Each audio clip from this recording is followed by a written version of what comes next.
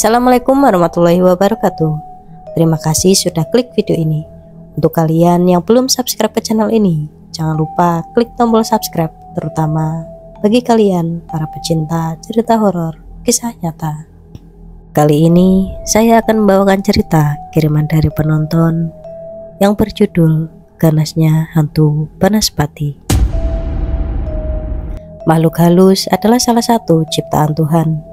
Dari sekian banyak makhluk halus yang tinggal di muka bumi ini, dapat dikategorikan sebagai setan, dedemit, dan jin. Setan atau dedemit mempunyai ciri khas tertentu dalam menampakkan diri.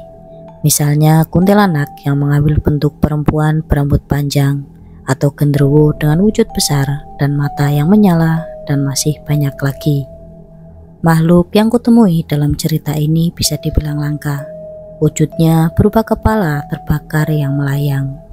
Orang-orang biasa menyebutnya dengan hantu Banaspati. Bagaimana kelanjutannya? Langsung saja kita masuk ke ceritanya. Perkenalkan, namaku Gary. Aku pernah bertemu dengan makhluk ini saat diriku masih kecil.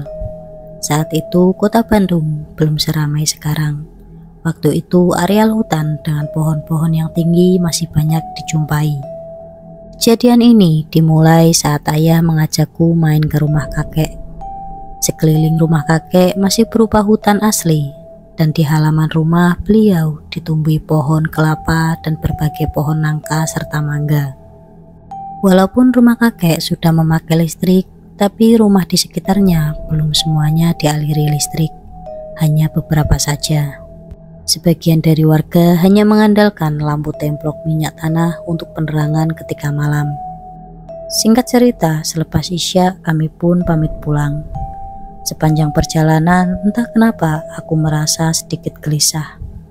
Lampu mobil yang terang membuat pemandangan sekeliling jalan terlihat jelas. Namun hal itu malah membuat suasana terasa menakutkan. Tak ada kendaraan lain yang melewati jalan yang hanya muat untuk satu mobil itu. Setelah beberapa saat, rumah-rumah warga dan cahaya lampu mulai menghilang. Hanya tampak jalan yang sepi, yang kanan dan kirinya ditumbuhi pohon-pohon tinggi dan semak belukar. Jalanan juga tidak sebagus tadi, hingga membuat mobil bergoyang-goyang cukup kencang.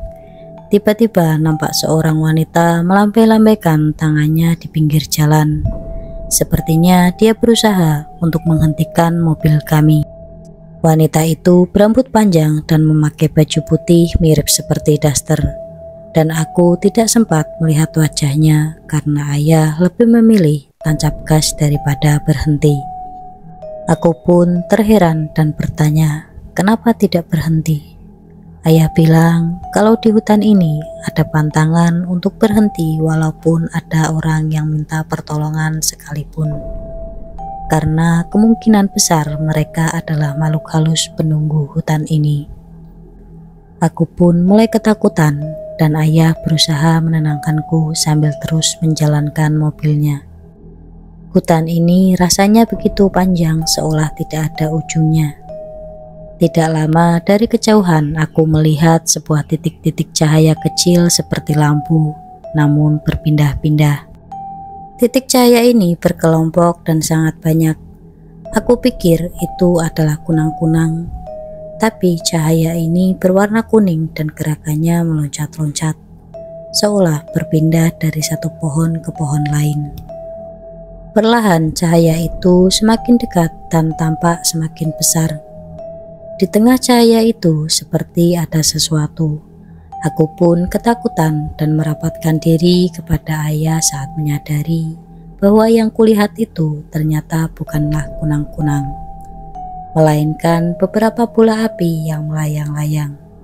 Lalu ayah berkata, jangan takut, dan memberitahuku bahwa itu namanya Banaspati. 3 sosok Banaspati itu terus melayang mendekat ke arah mobil kami. Kini terlihat jelas apa yang berada di tengah bola api itu. Ternyata yang bentuknya bundar dan dikelilingi oleh cahaya api itu adalah seraut wajah keriput dengan ekspresi wajah yang sangat marah. Matanya melotot dan menatapku dengan tajam. Ketika makhluk itu sudah berada di depan kaca mobil, tiba-tiba saja mulutnya terbuka. Terlihat taring besar dengan lidah panjang yang menjulur keluar, dan sorot matanya seakan-akan ingin menelanku hidup-hidup.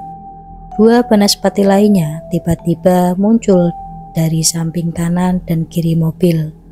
Jadi sekarang ada 5 sosok banaspati mengelilingi mobil kami.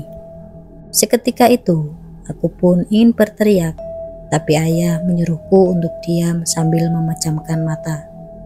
Aku pun menurutinya, tapi bayangan wajah makhluk itu tidak bisa kulupakan. Ketika aku memberanikan diri untuk mengintip, kelima banaspati itu masih menatapku, dan kini mereka bergerak-gerak seolah mencari celah untuk masuk ke dalam mobil kami.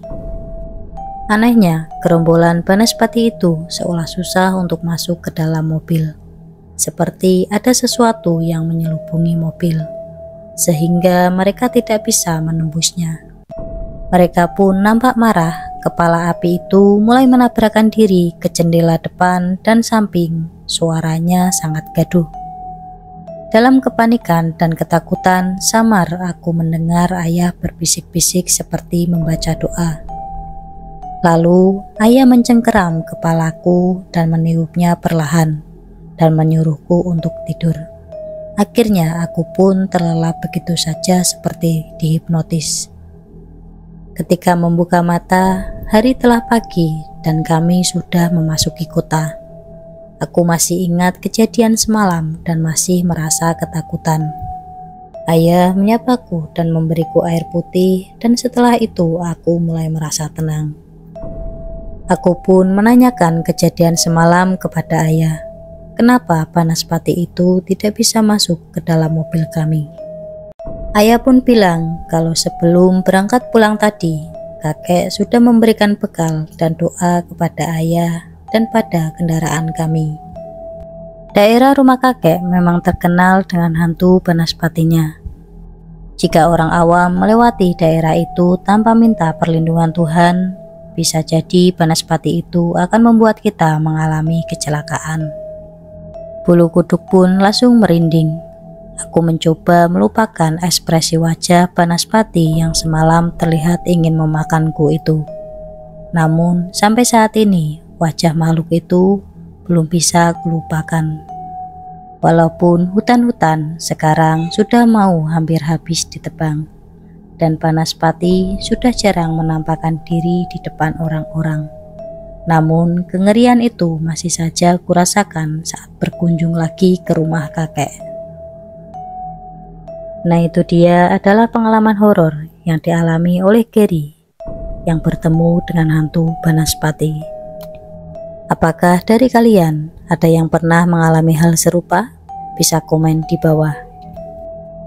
Sekian cerita horor kali ini, dan untuk kalian yang mau kirim-kirim cerita bisa langsung DM ke IG aku atau ke alamat email yang kusertakan di deskripsi di bawah. Dan jangan lupa klik tombol like dan subscribe-nya dan nyalakan tombol notifikasinya agar kalian tidak ketinggalan cerita-cerita seram lainnya dari channel ini. Sekian dari saya, Nadia Rizky, dan sampai jumpa lagi di cerita-cerita horor selanjutnya. Assalamualaikum warahmatullahi wabarakatuh.